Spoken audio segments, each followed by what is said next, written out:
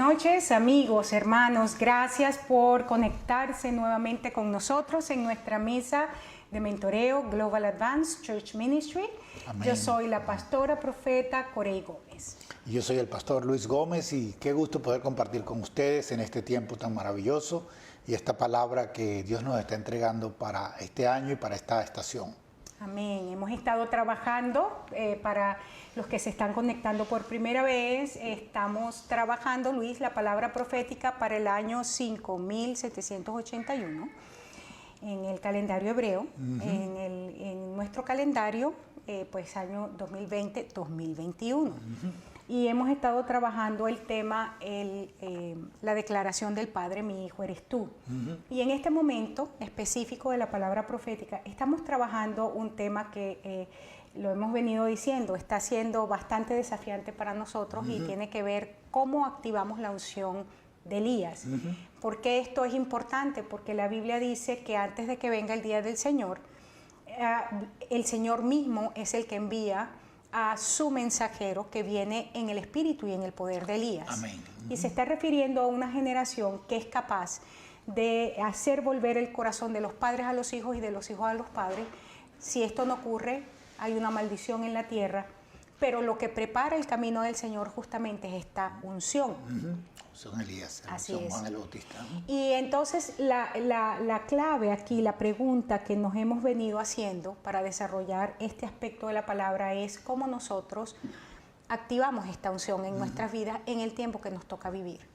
Sí, hemos estado viendo algunas partes interesantes del proceso en la vida de Elías, donde lo vimos estar en la cueva allá en el arroyo de Kerit, esperando por comida, lo vimos con la viuda de Sarepta, y ahora entramos en la parte donde está en este proceso tan interesante en el Monte Carmelo, pero no podemos separarlo de lo que sucedió anteriormente. Exactamente.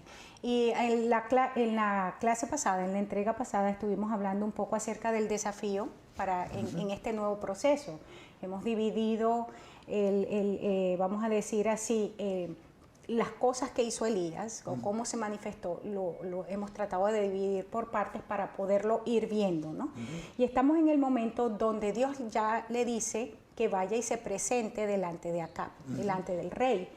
Y queremos retomar, para los que se han conectado y estaban viendo, han estado mirando los episodios, queremos retomar desde el momento que colocamos como Elías, el profeta, asume el desafío de enfrentarse o confrontar a Acab, confrontar a Jezabel, y lo hace de una manera interesante.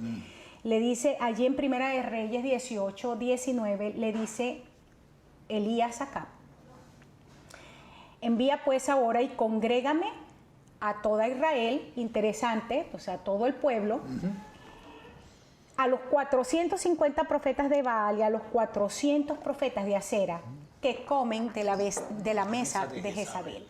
Y veíamos en la entrega pasada, hablábamos un poquito acerca de esto, pero para poder retomar allí, me gustaría que viéramos, o sea, Carmelo, o sea, cómo él de forma muy específica dice, yo quiero que sea, o sea, me los vas a congregar en este lugar. Y Carmelo significa huerto, jardín, viñedo, abundancia, fertilidad.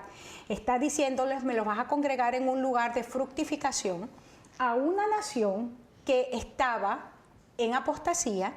A causa de esa apostasía había venido hambre, había venido pobreza, carencia, pestilencia, y él le dice, vamos a congregarnos en este lugar. O sea, había en ciertas regiones cerca de allí, estaban en operaciones ciertas maldiciones que eran de infertilidad completamente, donde el fruto se caía antes de tiempo, las mujeres abortaban, los animales abortaban, cosas así. Era bien difícil mantener los ganados, mantener los cultivos por las cosas que estaban aconteciendo en una nación que se suponía estaba en adoración a los dioses de la fertilidad. Y esto es importante que entendamos, Luis, que siempre que una nación se hace idólatra, cambia la gloria de Dios por la gloria de los hombres y la gloria de los ídolos, siempre hay pobreza, carencia, enfermedad, hay muerte, eso es lo que reina. Y de manera específica era Israel, que representa el pueblo de Dios. Hoy recordemos que estamos haciendo al mismo tiempo un paralelismo en la medida que vamos desarrollando la historia. Y los profetas falsos, y la clave para poder determinar a qué profetas él se refería era a los que comían de la mesa de Jezabel, porque recordemos que habían profetas de Dios en la tierra, aparte de Elías, en el caso de la mayoría de los profetas del Señor, que estaban escondidos y estaban siendo perseguidos. Era un tiempo de persecución al verdadero don profético. Exacto, sí, habían profetas, y aún habían profetas falsos, pero no eran los que Elías estaba buscando. Elías estaba buscando a los profetas de Baal y los profetas de Jezabel, específico por un simple hecho. Eran los que estaban tomando el dominio o la preeminencia religiosa de la nación, y estaban llevando a la nación a un engaño y a una perversión y corrupción. Hay algo que yo mencionaba en la enseñanza que di el domingo en la iglesia, pero a raíz de un estudio que venimos haciendo los profetas hace 3 años, los intercesores proféticos de nuestra congregación hace 3 años, por una palabra profética que recibimos, y es la operación de 3 espíritus o 3 principados. Interesantemente hemos encontrado, estudiando ya por 3 años, la operación de estos 3 espíritus, que son Jezabel, Absalón y Amalek, cómo estos 3 espíritus en diferentes momentos de la historia operan para establecer o para preparar todo lo que es una estructura anticristo. Y nosotros encontramos en nuestras naciones la estructura anticristo establecida. ¿Desde qué perspectiva? Legislaciones que están completamente en contra del Señor y de su ungido, entendiendo que el ungido del Señor en este tiempo se llama la eclesía, ¿verdad? Cuya cabeza es Cristo. Y encontramos legislaciones, encontramos organismos, organizaciones, estructuras en posición que van en contra de Dios directamente y en contra de su palabra. Entonces, pero sí vemos cómo estos 3 espíritus operan en conjunto, estos 3 principados, para que esto pueda ser establecido. Ahora, una de las cosas interesantes es que el Señor, cuando estos espíritus están en operación, en el caso específico de la historia que estamos estudiando, se levanta una unción para enfrentar este cordón de 3 dobleces. Y es la unción Elías. Y de allí, Luis, la importancia, la relevancia de entender, de pedirle al Espíritu Santo que nos dirija en este tiempo a toda verdad para poder accesar, vamos a decir así, los depósitos del cielo con respecto a esta unción y poder activarla en nuestras vidas para venir en contra de todo lo que se ha levantado en contra del Señor y de su iglesia. Sí, y hay naciones en estos momentos, si quieren nombre, Venezuela, Nicaragua, Cuba, que están en pobreza extrema, porque han dañado, han ido en contra de esta unción, han ido en contra de los profetas que manejan esta unción y no han permitido que los profetas con esta unción den la palabra en esos lugares. Así es. Ahora fíjate, una de las cosas que veíamos en la clase pasada, estábamos hablando acerca de lo que significaba comer a la mesa de Jezabel. Y cuando veíamos Apocalipsis, cosas entre paréntesis que decíamos que esto habíamos hablado profundamente de esto en la mesa anterior, porque toleras a Jezabel, específicamente esa serie, veíamos este pasaje y dice que Jezabel enseña y seduce 2 cosas, 2 actividades de este espíritu. Toma una posición para deformar, de entrenar, de equipar, vamos a verlo de esa manera, y lo hace con el mecanismo de seducción y hace que los siervos del Señor, esto es muy importante, no está hablando de los políticos que están afuera ni de ningún liderazgo humanístico, porque ya ellos están enredados, pero que la gente del Señor entre en fornicación y a comer lo que ha sido sacrificado a los ídolos. Nosotros vimos esto profundamente, hablamos acerca de qué es lo que nos sustenta, qué es lo que nos sostiene, no solo de pan vive el hombre, pero de toda palabra que sale de la boca del Señor, esa palabra nos sustenta. Y de hecho estuvimos viendo un pasaje en la semana pasada que hoy vamos a retomar cuando Jesús dice, yo soy el pan que bajó del cielo. Ahora, sí. Simplemente quiero agregar aquí, Jezabel, si usted lo ve bien, hace una mezcla o un sincretismo, como usted lo quiera llamar, más conveniente, entre lo que viene del humanismo, lo que viene de las religiones humanas y lo que Dios ha llamado, y le mete religión a la relación con Dios y pretende con eso engañar al pueblo, engañar al liderazgo, y eso es lo que es la fornicación en el sentido, y eso los va a llevar a una fornicación real, a una fornicación de facto en el liderazgo. Y eso lo hemos visto en diferentes ciudades, en diferentes naciones donde los líderes eclesiásticos se convierten en un blanco sencillo para que caigan en pecado sexual. Exactamente. Estábamos ahí cuando estuvimos revisando eso la semana pasada, veíamos el pasaje de Pablo cuando dice en 1 Corintios 10:21 que no podemos participar de ambas mesas. No podemos participar de la mesa del Señor y de la mesa de los demonios, ¿no? Así lo escribe el apóstol. Una de las connotaciones, y también lo veíamos la semana pasada, es que en la cultura bíblica en la cual esto está escrito, tenía que ver con que compartir la mesa era asumir los principios y valores de aquel que era el anfitrión. Y por eso es tan importante que nosotros entendamos lo que el Señor nos está diciendo. Sí, hay un pasaje en la Biblia cuando Jesús está comiendo en la casa de uno de los principales de la sinagoga, y llega esta mujer que perfuma los pies de Jesús, y viene alguien y dice, si Jesús supiera quién es esta mujer, no lo permitiría. No lo permitiría.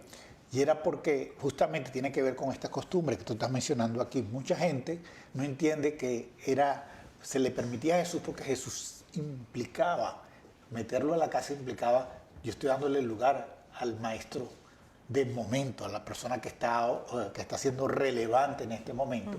Pero ¿cómo es posible que él permita que alguien de tan bajo nivel se acerque a tocarlo siquiera? Entonces, cuando vemos esto, entendemos que los que estaban comiendo a la mesa de Jezabel eran gente que ella estaba colocando a un nivel, le estaba levantando su nivel, por lo que lo estaba colocando a la mesa del mismo rey. Así es. Ahora, en uno de los pasajes, y a partir de aquí estamos ya retomando para empezar a profundizar, es Juan 6:51 en adelante, que lo leíamos la semana pasada.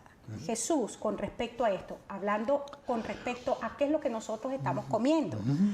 Es una palabra que está ligada, doctrina de hombres, doctrina de demonios y principios de Dios. ¿Qué es lo que estamos comiendo? Y Jesús lo dijo de esta forma. Jesús dijo, yo soy el pan vivo que descendió del cielo. Si alguno comiere de este pan, vivirá para siempre. Amén. Y el pan que yo daré es mi carne. O sea, interesante que está diciendo, yo soy el pan vivo. Y ese pan vivo tiene carne de verdad. O sea, es carne. Y yo voy a entregar esa carne, que es su cuerpo, dice, por la vida del mundo. Entonces, un mundo que estaba en pecado, un mundo entenebrecido, un mundo en muerte. Y él dice, yo voy a entregar mi carne, que es mi cuerpo, por la vida del mundo. Y ese cuerpo es pan de vida, pan Amén. vivo. Verso 53. Jesús les dijo, de cierto les digo que si no comen la carne del Hijo del Hombre, recuerden entonces hay que la carne es su cuerpo, el tiempo presente es el cuerpo de Cristo, ¿ok? Y el cuerpo de Cristo equivalente entonces al pan vivo que produce vida en la tierra, en la humanidad. Esto es importante porque tenemos la mala costumbre de ir siempre en contra de lo que es el cuerpo de Cristo, hablar mal del cuerpo de Cristo, decir es que son unos chismosos, unos mentirosos, unos sinvergüenzas, no sirven para nada. Tengamos mucho cuidado cómo nos referimos, porque ese cuerpo, que es la eclesía del Señor, es el pan vivo que ahora desciende del cielo, porque nosotros estamos sentados a la diestra del Padre y producimos vida de Dios. Sí, y aquí hay un buen momento de mencionar por qué la comunión o la cena del Señor es tan importante. Porque es hacer ver que nosotros, la eclesía, el cuerpo de Cristo, cuando participa de ese pan, que es un símbolo del cuerpo de Cristo, estamos diciendo somos un solo cuerpo, somos una sola entidad. Y mientras el mundo no coma de este pan, que es la eclesía, el cuerpo de Cristo, y beba de la sangre de Cristo, de esa copa, exacto. Que esa copa, que es la sangre de Cristo, no va a tener vida. Exactamente. No va a vivir. O sea, es participar de una relación con los miembros del cuerpo. No podemos pretender tener la vida de Dios sin una relación con el cuerpo. Amén. Es parte de lo que está diciendo aquí. Recuerden que esto es una revelación. La revelación es el que descendió, también subió. Ajá. Sí, hay que leer muy bien Juan 3 nuevamente para que la gente vea. Dice, ese mismo que subió es el que descendió y el que está aquí delante de ustedes. Y el que está delante de nosotros. Ajá. Entonces dice, si no comes la carne del Hijo del Hombre y bebes su sangre, no tienes vida en ustedes. Ahora, verso 54, el que come mi carne y bebe mi sangre, que es su cuerpo, y participa de su vida, participa de su estilo de vida, tiene Amén. vida eterna. Ajá. Y yo le resucitaré en el día postrero. El que come mi carne y bebe mi sangre, en mí permanece y yo en él. Y aquí entonces entra la parte cuando él dice, yo soy la vid, ustedes son las ramas, son los pámpanos, y si ustedes no permanecen en mí, no van a dar fruto. Y el que no da fruto simplemente es cortado y echado en el fuego. Echado en el fuego, pero sí. aquí está dando la clave, ¿cómo es que permanecemos? Permanecemos en el Señor en la medida que nosotros comemos su cuerpo, comemos su carne y tomamos su sangre. Es lo que está diciendo aquí. Entonces, verso 57, como me envió el Padre viviente, el Padre que es real, y yo vivo por el Padre que me envió, asimismo el que come, él también vivirá por mí. Esto es una declaración muy importante para el tiempo que estamos viviendo, y vuelvo a insistir, un tiempo donde no solamente, o sea, lo que nosotros estamos viendo como consecuencia de una pandemia en el mundo, de minimizar la Iglesia de Cristo como institución, como organización, como estructura visible, no es sino el resultado de que la misma gente es la que ha pretendido empequeñecer, despise, como se dice en inglés, menospreciar la reunión de los santos. Sí, y hay algo clave que quiero que vean aquí, porque este pasaje es donde después que Jesús dice esto, la gente se fue, la gente lo abandonó. Pero antes de eso... Y Pedro le dice, esta palabra es muy difícil, sí, muy dura. Entonces, y antes de eso Jesús había alimentado 5,000 de un gentío que había llegado porque lo querían conocer a él y lo querían hacer rey. Pero Jesús viene y le dice, mira, si ustedes quieren realmente que entendieran quién soy yo, comen mi carne y beben mi sangre, que es verdadera comida. En una de las partes dice es verdadera comida y es verdadera bebida. Y cuando hace esto, se va la gente. Abandona. Todo el mundo lo abandona. Y es cuando Pedro le dice, esa palabra es demasiado dura. Señor, ¿cómo se te ocurre a ti dar una palabra después del éxito tan contundente que tuvimos, de un milagro, de una alimentación sobrenatural, de que vimos en nuestras manos los panes y los peces multiplicarse? Ahora tú vienes. O sea, ¿por qué no te quedaste con eso? Sino que tienes que decirle a la gente, eso no es la verdadera comida. Yo soy el pan y yo soy el vino. Entonces tienen que comerme y tienen que beberme. Y dijo, esa palabra está muy dura. Y el Señor viene y le dice, bueno, Pedro, así es de fácil. Si tú quieres, vete tú también. O sea, arranca. Y Pedro tiene que decir, es que ¿a dónde voy a ir? ¿A dónde nos vamos? Si solamente en ti hay palabra de vida eterna. Interesante. Ahora bien, volviendo aquí, encontramos en Primera de Reyes, ahora sí, 18, 20 al 21, dice que Acab convocó entonces a todos los hijos de Israel y a los profetas en el Monte Carmelo, tal como Elías había exigido para esta reunión donde iba a haber una confrontación de poderes y manifestar quién era el verdadero Dios, ¿no? Entonces Elías inicia con una palabra de confrontación al pueblo, incluido Acab. Ahora, me llama la atención, Luis, muchísimo, que Acab llama al pueblo de Israel, llama a los profetas que comían con Jezabel, pero Jezabel no viene. No, Jezabel había desacreditado tanto a Elías que ella no quería estar allí, ella misma. Y por eso es que da la declaración después que lo va a matar. Pero esta es una señal muy interesante de frutos en quienes operan estos espíritus.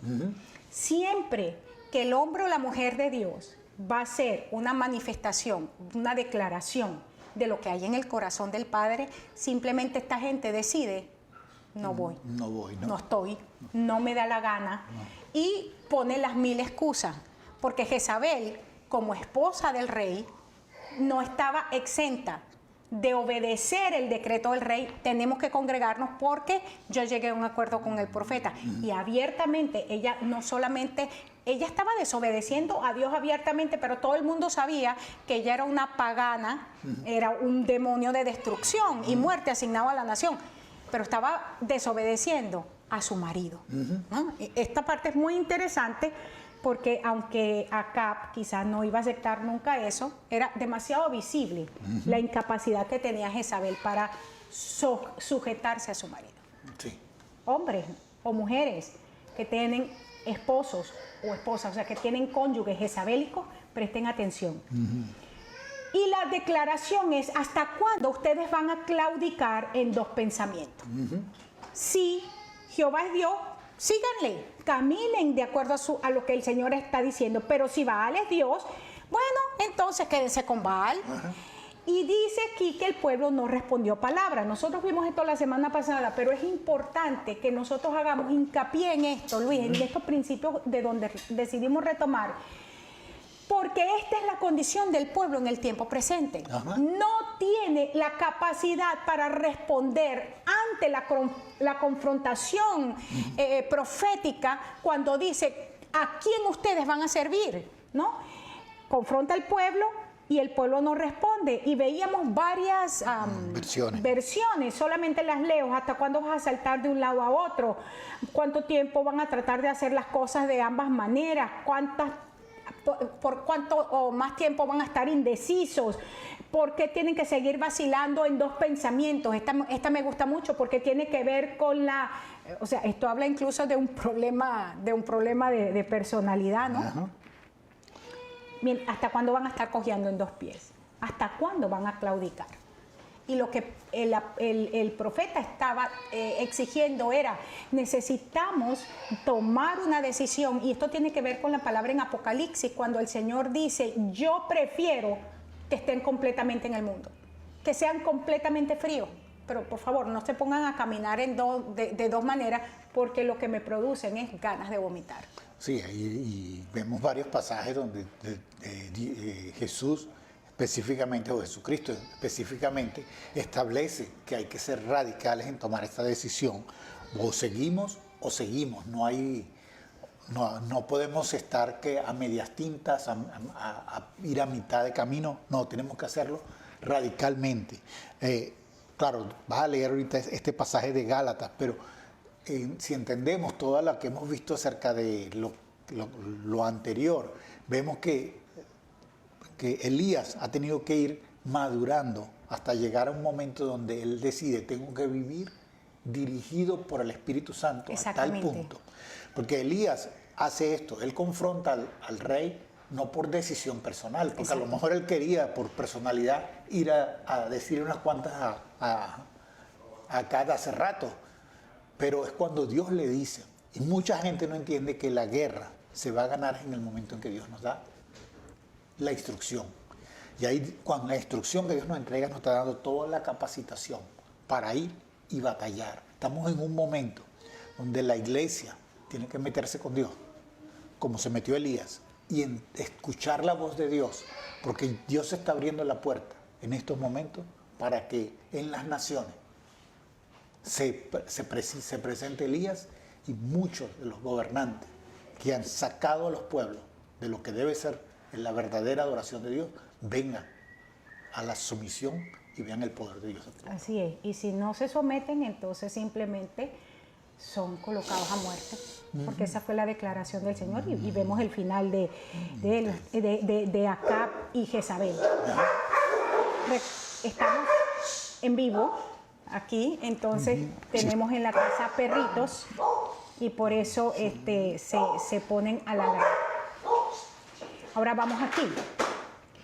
Encontramos en Gálatas 5, 16 al 18, en la versión amplificada, cuando el apóstol está diciendo, ustedes tienen que aprender a caminar en el Espíritu y no en la carne. Y solamente quiero señalar lo que dice el verso 17, porque la naturaleza pecaminosa se opone al Espíritu. Siempre.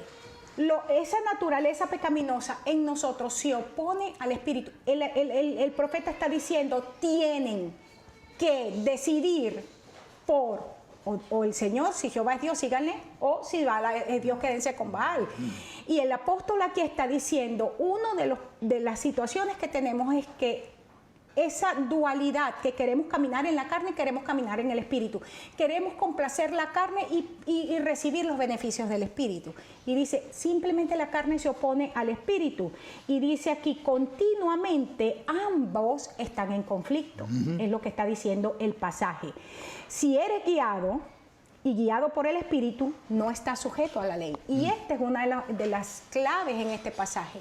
Nosotros queremos vivir en la libertad de Cristo, pero la única manera de caminar en la libertad de Cristo es caminando en el Espíritu. Sí, y si entendemos, como lo dice después allá Efesios, como lo dice el capítulo 3 de Colosenses, para caminar en el Espíritu necesitamos ser llenos del Espíritu. Y para que el Espíritu pueda trabajar en nosotros necesitamos la palabra escrita en nosotros.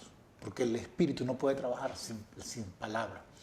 Y aunque eso suena religioso, necesitamos ir alimentándonos con la palabra, con la Biblia, vamos a ponerlo así, en una terminología muy sencilla, para que el Espíritu tenga con qué trabajar y empezar a hacer en nosotros los cortes, porque la palabra es Cristo.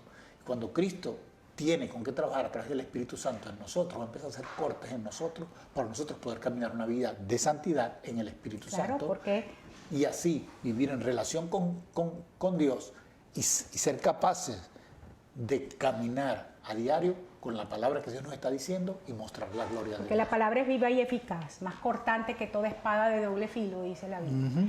Y penetra hasta el punto donde parte, donde divide el alma del espíritu, la carne del espíritu, y entonces se puede tomar las decisiones. Ahora dice que el pueblo no respondió palabra. ¿Por qué? Porque ellos pensaban todavía en su corazón, estaba esa dualidad. Cuando el espíritu de Jezabel está en operación, una de las cosas que ocurre es que la gente empieza a poner en tela de juicio lo que hace Dios. Yo he escuchado personas que están bajo vamos a decir, bajo el velo de Jezabel, y dicen cosas como estas. Y sabes que yo, de un tiempo para acá, estoy prestando muchísima atención a lo que la gente dice. En una oportunidad escuché a una chica decir, ¿de qué sirve que uno se guarde tanto antes del matrimonio? Y no tener relaciones íntimas, si al fin y al cabo los que la tienen después como que se arrepienten y no hay problema. O sea, ahí ya tú ves la ceguera de Jezabel en operación. Cuando el pueblo no responde palabra, una de las cosas es un pueblo que no quería romper con el pasado, rechazando un culto, una mezcolanza que produce vamos a decir, placer a la carne. No querían dejarlo. Sí, y esto me hace recordar Gedeón, cuando Gedeón viene y destruye el altar. Él no vino y dijo, bueno, ¿qué era lo que estaba pasando aquí? La gente hacía adoración a Dios en los altares de Baal. Decían, vamos a adorar a Jehová en el altar de otro Dios. Y era lo que estaba sucediendo aquí. Exacto. Y eso es lo que está pasando. Mucha gente viene y dice, pero es que yo puedo adorar a Dios en mi casa. Yo puedo adorar a Dios en esto. Y no están cambiando el corazón, sino están diciendo eso simplemente para combinar La comodidad. la comodidad de la carne con lo que aparentemente es una adoración a Dios. Y aquí vienen los compromisos que nosotros como cristianos tenemos que tener y las decisiones que tenemos que tener. Cuidado de empezar a colocar la adoración a Dios en cosas que no son necesariamente o no son lo que Dios está pidiendo. Así es. Porque estamos cambiando lo que es una verdadera adoración en simplemente algo que dice, bueno, yo le canto al Señor en cualquier parte, y eso no es adoración. Así es. Ahora fíjate esto, cuando estamos viendo, vamos a volvernos al principio de la unción, ¿verdad? Estamos mirando entonces que Elías está llamando a Israel, hoy a la iglesia, estamos hablando de una unción, está demandándole a la iglesia un compromiso puro y radical con su Dios. ¿Qué quiere decir esto? Uno, que la unción Elías, esa unción profética, siempre va a ir en contra de una iglesia que es complaciente y que es mundanal. Y esta es una de las razones por qué la misma iglesia como institución va en contra de la unción Elías. ¿Por qué? Porque la unción Elías siempre los va a confrontar con su pecado. Hace algunos años yo visitaba seguido una congregación en Venezuela. Y yo siempre me preguntaba, ¿por qué cada vez que yo iba a esa congregación, yo hablaba tan fuerte en contra del chisme y la murmuración? Pasaron los años y al tiempo es que me doy cuenta que el cepo del chisme y la murmuración estaba en la casa pastoral. El cepo del pecado estaba en la casa pastoral. ¿Por qué? Porque habían problemas de pecado y ¿qué hacían? Vamos a tapárnoslo. ¿Y cómo lo tapamos? Muy bien, traemos gente ungida, traemos gente de Dios, gente que atrae personas y no, es como que estamos todo el tiempo en avivamiento. Y el problema con la unción y el espíritu de Elías es que la unción y el espíritu de Elías, aunque no conozca, a ti te está pasando esto, de repente los detalles, porque recordemos, en el caso de Eliseo, dice, Dios no me permitió ver tal cosa, Dios lo hizo. Sin embargo, esa unción se va a mover siempre en ese conocimiento, en ese entendimiento. Aquí hay en operación espíritus que se están moviendo, que son esto, aunque de repente tú digas, ¿en dónde está la cepa? ¿Dónde es que está la cepa? Pero se va en contra de eso. Y entonces la iglesia, mucho liderazgo, va en contra del espíritu y el poder de Elías porque no es conveniente para tener su estilo de vida pecaminoso. Sí, hace años escuché a un pastor decir esto. Decía, a mí no me gustan mucho los profetas, porque cada vez que viene un profeta me meten en problemas. Ajá. Así es. Entonces, y esto tiene que ver con esto. Una iglesia, cuando el espíritu de Jezabel está presente, el liderazgo se siente incómodo, no le gusta que esté presente, porque le trae el espíritu de Elías. Le trae el espíritu de Elías y eso le es inconveniente a su estilo. Al estilo, a lo que ellos están haciendo y a la mezcla que ellos han hecho con estas cosas. Ahora, mirando aquí el segundo punto, el clamor que hay en el corazón de esa unción Elías es que hay entonces una separación clara. Si Baal es Dios, quédate con Baal. Si quieres estar frío, quédate frío. El que esté limpio, que se limpie más, pero el que esté sucio, que se ensucie más. O sea, la unción Elías hace este tipo de declaración radical en la tierra. Sí. Y dice, o sea frío o sea caliente, pero no sea tibio. Estés en el medio. Y esa frase en Apocalipsis, se me fue ahorita el pasaje donde está, dice, el que esté limpio, que se limpie más, pero el que esté sucio, ensúciese más.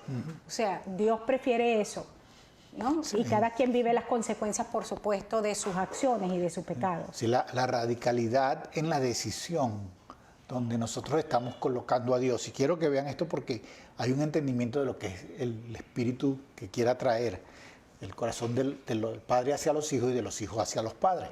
Y es clave porque tú mencionaste a Eliseo, y Eliseo con la tsunamita, que fue el caso que estabas mencionando, fue en ese caso donde el hijo de la tsunamita estaba muerto. Así es. Y Dios no le revela A Eliseo. a Eliseo que eso era lo que había pasado. La mujer estaba en amargura de espíritu, y es lo que él le dice a Jesse, a su siervo, le dice, no le digas nada porque ella está en amargura del corazón. Esa es la frase que él usa.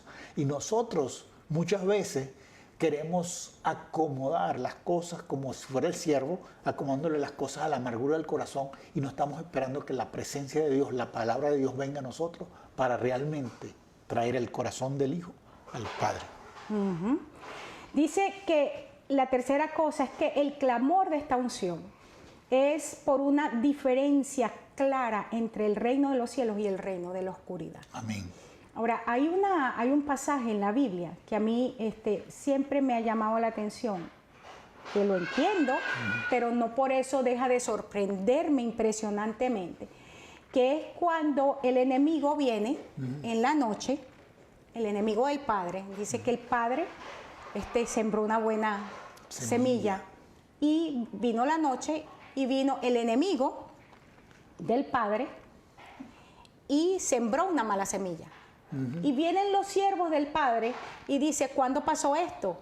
Si lo que se sembró fue bueno. Y dijo, bueno, mientras dormíamos, mientras estábamos descansando, el enemigo vino. Entonces ellos dicen, bueno, ¿qué vamos a hacer? Vamos a limpiar esto. Dice, no lo hagan. Esperen la maduración del grano. A mí eso siempre me ha sorprendido, ese pasaje. Porque en un sentido uno dice, pero más fácil es justamente antes de que eso se madure, dice uno en su sabiduría. Sí. Y en su entendimiento. Esperemos que haya no esperemos que llegue eso más lejos. Vamos a cortarlo antes de tiempo. Y el Señor dice, no. No, es necesario que el fruto madure, que la espiga madure, para poder sacarlo de tal manera que no se venga lo bueno con lo malo. Pero siempre que queremos hacerlo antes de tiempo, se viene lo bueno con lo malo y se van juntos. Y lo malo, cuando hacemos lo que yo he visto por experiencia, que cuando nosotros decidimos sacar lo malo antes de tiempo, lo bueno se daña. Lo bueno se daña. Wow. En Judas 1:3 dice, en esta versión de la Pasión, dice, querido amigo, tenía la intención de escribirle acerca de nuestra asombrosa salvación en la que todos participamos. Esto es hablando de lo que es la unción Elías, y Judas lo está diciendo de esta forma. Pero sentí la necesidad de desafiarlo a defender y luchar enérgicamente por la fe. Esto justamente es lo que está haciendo Elías. Si Baal es Dios, quédense con Baal, pero si Jehová es Dios, vivan para Dios de tal manera que se produzcan cambios, que haya transformación en sus naciones, en sus comunidades. Dice, porque Dios a través de los apóstoles ha confiado de una vez por todas estas verdades a sus santos creyentes. O sea, hay una verdad que el Señor le ha entregado al pueblo para que defendamos enérgicamente, radicalmente, la fe. Sí, este pasaje de Judas, bueno, el libro de Judas es muy fuerte en todo lo que plantea. Es un solo capítulo y probablemente deberían leerlo porque es importante en un tiempo como este. Y lo que está estableciéndonos aquí nuevamente es la radicalidad de nuestras decisiones. Las decisiones son algo que el individuo tiene que hacer. No es algo que va a hacer un pastor, no es ni siquiera el papá de uno. Es uno mismo tiene que tomar esa decisión. Y por eso aquí él está diciendo, querido amigo, quiero que entiendas, quiero desafiarte a defender y a luchar enérgicamente por la fe. Decide luchar y defender enérgicamente la fe. Porque Dios va a hacer algo a través de ti, glorioso y grandioso. Vas a poner un fundamento. Amén. Ahora, ya nos queda cierto tiempo todavía, pero nosotros encontramos en lo que hizo Elías a partir de allí, en el momento que se reúne vamos a decir que se reúnen los profetas y que estaba el pueblo de Israel ahí, encontramos un mapa espiritual de cosas o principios que necesitamos aplicar a nuestra vida y que hoy no los vamos a ver todos, pero sí verlo. El hecho de que encontramos que Elías dice que aquel altar que estaba arruinado decide arreglarlo. Decide que había que traer piedras para edificar, decide que había que la ofrenda que se iba a entregar, cómo se iba a entregar. O sea, hay una secuencia de lo que Elías hace que se convierte en un mapa, literalmente, para que nosotros los creyentes podamos restaurar los altares caídos. Sí, él es clave porque mucha gente no ve todas las implicaciones que hay en esa forma en que Elías hace. Primero, Elías no escogió cualquier altar. Aquí hay un altar bueno. No, él buscó el altar de Jehová que estaba destruido. Y él dice, hay que reconstruirlo. Muchos de nosotros, en donde estamos, en nuestro corazón, está destruido el altar. Y necesitamos reconstruirlo bajo este formato, bajo estas condiciones. Y quisiera que tú que me estás escuchando, que nos estás escuchando, puedas tomar esta palabra y decir, yo necesito empezar a reevaluar lo que es mi corazón y el altar de adoración a Dios que Él construyó, porque recuérdate, Dios no hace habitación, sino en lo que es hecho por Él, que es nuestro corazón. Así es. Por cierto que quiero hacer un paréntesis, ¿no? Si la gente tiene preguntas, nos encantaría que usted empezara a hacer preguntas precisas, directas sobre el tema. Estamos en un momento muy importante y no podemos ser tan solo oidores. Necesitamos ser gente que de verdad se preste para estudiar con profundidad la palabra. No es solamente sentarse a escuchar, es importante ser más participativo. Ahora, veamos aquí, dentro de lo que es los principios de este mapa que se desarrolla, ¿no? Y es Elías restaurando la verdadera adoración del pueblo a su Dios. Porque esto es lo que hace la unción Elías. La unción Elías nunca, y aquí usted va a diferenciar la unción del verdadero profeta de los últimos tiempos, y es que siempre el verdadero profeta que está caminando en el espíritu, en el poder de Elías, va a restaurar el corazón del pueblo a su Dios, nunca para sí mismo, ¿no? Para su propia ganancia. Y encontramos que el espíritu de Elías entonces restaura la verdadera adoración, y la verdadera adoración no es cantar aunque lo incluye, no es tocar un instrumento aunque lo incluye, es un estilo de vida que se convierte en el altar y también en el sacrificio. Estamos hablando entonces de un estilo de vida que va a agradar al Señor, que todo lo que hace, lo hace con una mentalidad de sacrificio que produce gloria a Dios. Amén. Y esto va, por supuesto, en contra, diametralmente opuesto a las doctrinas del tiempo presente, que son hedonistas, porque dicen, si produce placer, entonces es Dios. Si te sientes bien, ahí está Dios.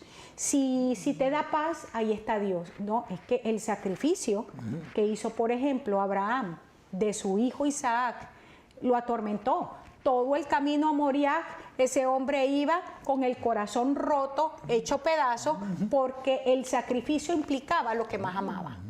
Entonces, esta parte es importante. Esta unción profética está comprometida entonces en el trabajo de construir, restaurar y reparar el altar del Señor. Son tres cosas importantes. Y que si lo vemos desde la perspectiva del profeta Isaías, hablando, dice que en estos tiempos nosotros heredamos heredades que han sido asoladas por muchas generaciones. Y asoladas, destruidas o están simplemente con todo por el suelo. Así es. Y aquí hay una clave, y si la gente, o si no está aquí en el pasaje, pero me hace recordar el pasaje de Malaquías capítulo 1, donde Dios está pidiendo un sacrificio, está pidiendo algo que sea realmente un cambio, donde Él dice, ¿por qué me das a mí lo roto, lo dañado, lo que no es esto? Si yo soy un padre, dame la honra que merezco. Y es lo que está pasando. Muchos de nosotros no hemos dimensionado la calidad de adoración que le estamos dando a Dios. la calidad de altar que hemos regenerado, que hemos reconstruido. Y muchos de nosotros estamos trayendo cosas que suenan bonitas.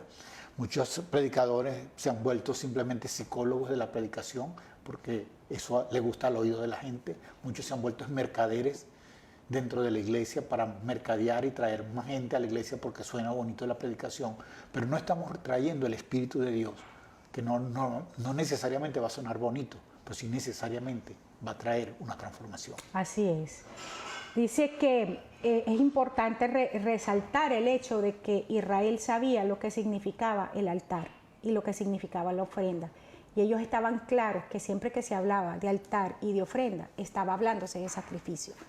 No tenía nada que ver, vuelvo a insistir, con las doctrinas que tenemos en este momento, con las teologías que tenemos en este momento, con fundamento hedonista, que si te sientes bien, entonces ahí está Dios. Si no te sientes bien, espérate, ¿no? Ahí ponle un parado. Eso no tiene nada que ver con eso. De hecho, cuando estamos hablando de adoración en la palabra, estamos hablando de un sacrificio, siempre. Y en el Nuevo Testamento, el altar y el sacrificio somos nosotros. O sea, en el Nuevo Testamento ciertamente no hay un altar como en el Antiguo Testamento, un lugar ahí. Por eso es que en las iglesias, lo que llamamos iglesias, los edificios, es muy fácil llamar el altar del Señor. No, el altar es nuestra vida. El altar sí, es nuestro corazón, es donde estamos poniendo nuestros tesoros, donde estamos colocando nuestros intereses, estamos colocando nuestras emociones. Es allí donde tiene que estar reinando Dios. Amén. Entonces Elías estaba diciendo con esto, vamos a volver a lo que es la ofrenda a Dios y el sacrificio. Y este es un tiempo, Luis, donde realmente necesitamos reparar todos los altares rotos que tenemos a causa de que muchos se han sentado a la mesa a comer con Jezabel. Sí, aquí la gente tiene que hacer una evaluación, vamos a poner esa palabra, tiene que hacer un inventario de su vida, porque hay algunas cosas que tenemos que ver. Hay gente que viene de diferentes vertientes o aún cristianas y quieren traer eso que fue su forma de adoración pervertida a lo nuevo. Una de las características de lo que hizo Elías para restaurar ese altar fue que usó 12 piedras. Y eso lo vamos a ver. Se va a ver luego, pero lo que quiero hacer ver, el punto es que no está usando materiales tocados por el hombre, procesados por el hombre. Está usando materiales que vinieran de parte de Dios. Así es. Y muchos de nosotros estamos queriendo seguir utilizando cosas del pasado, cosas que nos sirvieron en algún momento, cosas que parecieron que eran buenas. Pero necesitamos empezar a darle a Dios la preeminencia en nuestra vida. Así es. Hay algo que a mí me gustaría que reconsideráramos, que ya lo estudiamos, pero esto fue algo en particular que el Señor me recalcó esta madrugada, pero de diferentes formas. Y tiene que ver dentro del proceso, cómo esto iba a impactar el resto de la actuación de Elías. Y es el hecho, me gustaría que lo retomáramos y viéramos estos principios. Primero, Dios, cuando inicia el proceso en la vida de Elías, que es después que él da la declaración, por 3 años y medio no va a llover, sino por mi palabra. Dios le dice, te vas a Kerit. Kerit vimos que tenía que ver con pacto, es decir, él da la declaración y Dios le dice, vamos a iniciar el proceso, Elías, en tu vida, porque tú eres un restaurador de altares. Y en esto y la razón por la cual te estoy levantando en la nación es porque tú tienes que restaurar el corazón de los padres a los hijos y de los hijos a los padres. Lo lleva a Kerit para llevarlo a hacer pacto con él. Y no es que Elías no era un hombre de Dios, pero para cada nuevo tiempo se requiere un nuevo pacto. Ya esto lo vimos, estoy simplemente retomando los principios. Y en ese lugar donde estaba ese arroyo, que era el lugar de pacto, quien lo iba a alimentar eran los cuervos. Y nosotros sabemos que los cuervos son animales inmundos porque manejan carne de animales muertos. Sí, y está específicamente dicho ya en el Levítico capítulo 11, verso 15, si mi memoria está clara. Ahí lo pueden revisar. Así es, ya lo vamos a ver. Pero una de las cosas es que ese acto precede el que él fuese al lugar de la prueba, que era Sarepta. Sarepta, que significaba un lugar de refinamiento. Ahora, lo que había aprendido ahí en Kerit, que había tenido que aceptarlo por las situaciones que estaba viviendo, en Sarepta entraba a un, vamos a decir, a un molde donde Dios lo estaba trabajando, un horno de fuego, y Sidón, que estaba atrapado, estaba literalmente el profeta atrapado en una ciudad, la ciudad donde había nacido Jezabel, en la casa de una viuda, que significa lugar desolado. Recordemos que estábamos en el punto ahora donde él estaba restaurando altares. Pero ¿cómo llegó allá? Por eso nos estamos devolviendo en el proceso para que podamos mirarlo. Y la palabra sustentar dice, ese lugar desolado le he ordenado que te sustente, que te gobierne. Y ahí hacíamos esta pregunta, ¿qué es lo que gobierna tu vida? Ahora bien, yo quiero que veamos aquí algo. El principio que está allí en Levítico 11, que tiene que ver para que entendamos mejor lo de los cuervos y lo de la viuda y cómo esto repercutía en lo que ahora él iba a hacer de restaurar el altar. Y era el hecho de que Elías estaba claro en la ley mosaica cuando decía que lo inmundo, si cualquier cosa inmunda te tocaba o si tú tocabas algo inmundo, inmediatamente tú te hacías inmundo. Sí, pero hay una realidad en el Nuevo Testamento, que es lo que nosotros vemos. Jesucristo le llega a un leproso, creo que está en alguna parte, lo tienes allí. Así está en Mateo 8:2. Le llega un leproso y la ley dice, si tú tocas el leproso. Eso era lo que estaba escrito en Levítico. Ya eres inmundo. Y viene el leproso y le dice, si quieres puedes sanarme, puedes limpiarme. Y Jesús viene y lo toca. Jesús viene y comete una abominación porque para la religión de su momento. Pero la gente no entiende que estamos en el Nuevo Testamento o en el Nuevo Pacto. El Nuevo Pacto implica que en el Antiguo Pacto lo inmundo me tocaba y yo era inmundo, pero en el Nuevo Pacto yo toco lo inmundo y ahora es santificado, porque lo que está en mí es mucho más grande que cualquier otra de esas cosas. Y esto es lo clave, porque ¿qué era lo que estaba haciendo el Señor en el tiempo del Antiguo Pacto? Estaba transformando la mentalidad de Elías, porque para poderlo llevar a la casa de la viuda de Sarepta, o sea, un hombre como Elías no podía entrar a la casa de la viuda de Sarepta. Recordemos el caso de Jesús con la mujer samaritana.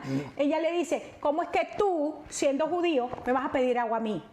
Peor lo que estaba haciendo Elías. ¿Cómo es que tú, siendo de acá, del pueblo de Dios, y yo, un profeta del Señor, de ese nivel, vas a entrar a mi casa para que yo te cocine? O sea, explícame eso, Elías. Dios había preparado a Elías diciéndole, yo puedo utilizar los cuervos, lo inmundo, y tú no te contaminas.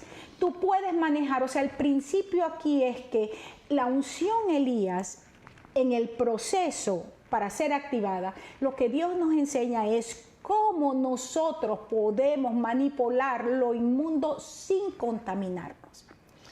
Y es por una revelación.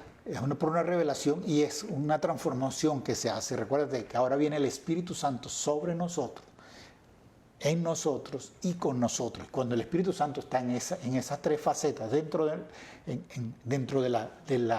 lo que nosotros estamos haciendo, dentro de lo que Dios nos ha mandado a hacer, la unción de Dios se suelta y esa unción nos permite que lo inmundo sea transformado por la unción que recibimos. Hay un pasaje, y con esto vamos a terminar, pero lo vamos a retomar para la siguiente clase, que tiene que ver con esto, ¿no? Porque Jesús en el Mateo 15 empieza a decir, lo que entra por la boca no es lo que contamina, pero sí lo que sale. Y en ese pasaje de Mateo 15:11 dice, porque lo que sale del corazón, y eso es lo que está contaminando. Ahora bien, cuando en el principio en el reino de Dios, ¿por qué es que se cambia el hecho de que lo que yo toco a nivel externo no tiene por qué contaminarme?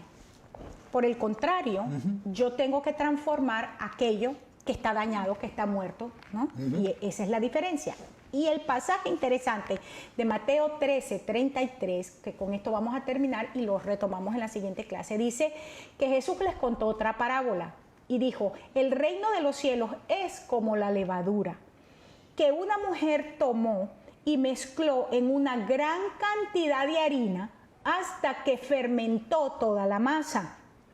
Y el principio es que el reino de Dios que está en nosotros, nosotros somos el trono de Dios, como yo enseñaba el domingo. O sea, Dios no habita ni en templos hechos por manos de hombres, ni se siente en una silla hecha por manos de hombres, ¿no? Como en algunos lugares que dicen, no te sientes ahí porque esa es la silla del Espíritu Santo.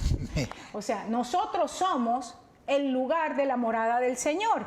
Y nosotros entonces, como gente de reino, somos la levadura que tiene que provocar los cambios en la tierra, en el mundo, en los sistemas, para transformación. No es simplemente un impacto, es transformar una realidad, es traer la realidad del cielo a la realidad de la tierra.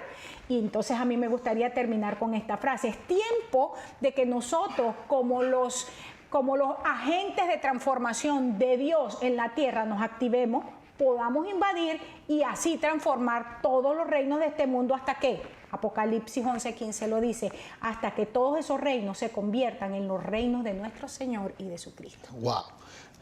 Bueno, el reto ya está establecido. Es el momento de invadir, el momento de activarse para invadir. Mucha gente tiene que tomar esta decisión radical.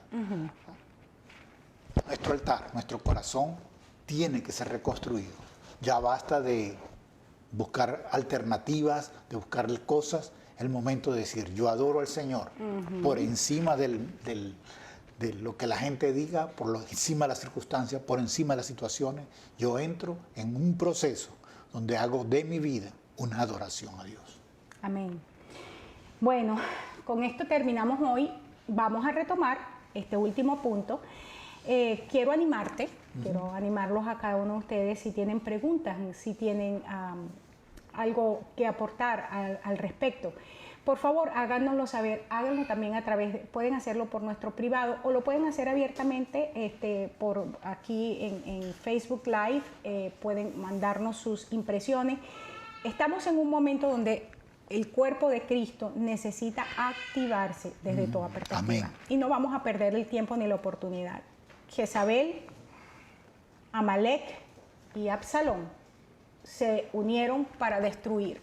Pero la Biblia dice que Cristo, hablando del ungido, y esto tiene que ver ahora nosotros como su cuerpo, la iglesia, ha venido para destruir, para deshacer, para anular las obras del diablo. Así es que no tenemos otra opción. Si somos verdaderos hijos del reino, nosotros tenemos que impactar los reinos de este mundo para transformarlo. Amén. No tenemos otra opción.